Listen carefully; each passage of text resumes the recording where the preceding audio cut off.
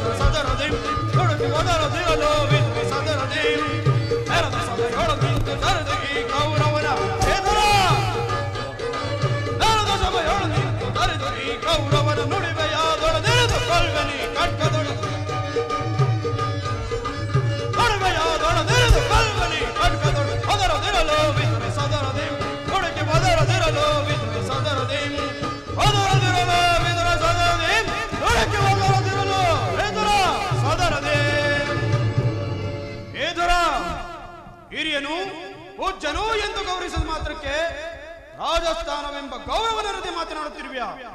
ಸಹೋದರ, ಈ ವಿಧಾನವನ್ನು ಕೂಡಲೇ ಸಭೆಯಿಂದ ಆಚೆಗೆ ಹೊರಡಿಸು.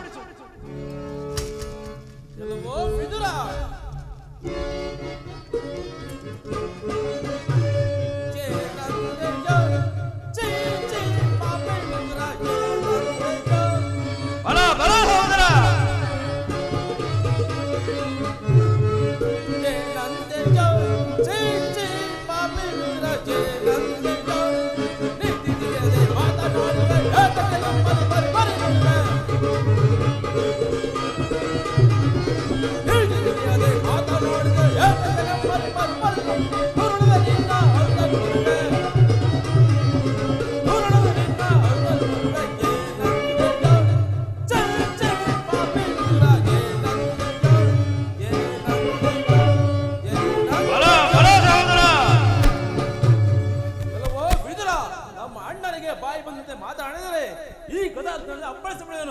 ಮೊದಲು ಈ ಸಭೆಯಿಂದ ಹೊರಟು ಹೋಗು, ಇಲ್ಲವಾದರೆ ಅನರ್ಥವಾಗುವುದು.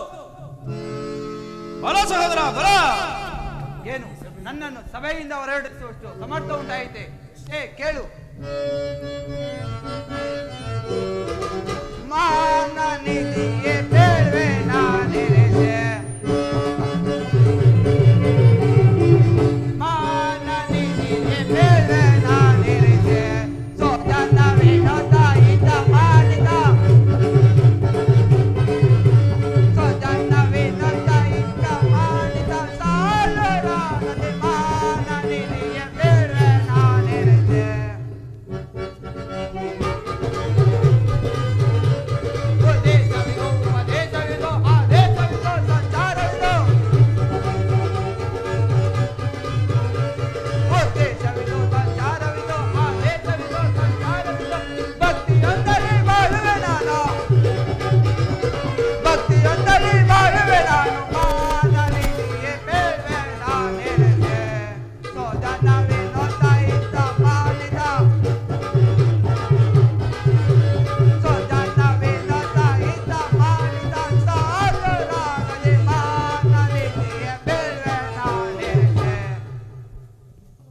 ಸಭೆಯಿಂದ ಹೊರಡಿಸುವೆಯಾ?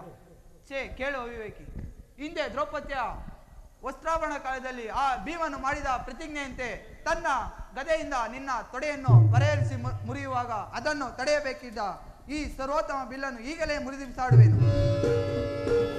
ಸುಯೋಧನ, ಪರಮ ಪೂಜ್ಯರಾದ ವಿದುರನ ಅಪಾಸ್ಯಕ್ಕೀಡು ಮಾಡಿ ಸರ್ವೋತ್ತಮದ ಬಿಲ್ಲಿನ ಸಹಾಯವನ್ನು ಕಳೆದುಕೊಂಡಿಯಲ್ಲ. ಕರ್ಣ, ಈ ವಿದುರನ ಗುಡ್ಡು ಬೆದರಿಕೆಗೆ ನೀನೂ ಸಹ ಎದುರುವಂತಿದೆಯಲ್ಲ.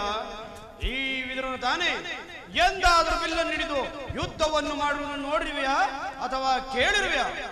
ಈತನ ಒಂದು ಬಿಲ್ಲಿಂದ ಹಾಕತಕ್ಕದ್ದೇನು?